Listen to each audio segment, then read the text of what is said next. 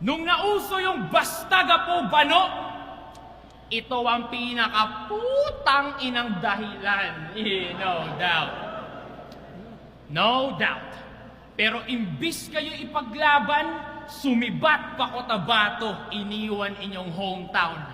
Ngayon nagbabalik kasi advantage, gagamitin lang kayo sa showdown. Huwag ka maglaro para sa home court, maglaro ka para sa home crowd. Pero paano yung mga naiwan ni Nico sa kahihiyan at mga nabitray? Ano mang palit mo ng pangalan, still got a lot to pay. Tandaan mong hindi pangalan tinitignan kapag usapan resume.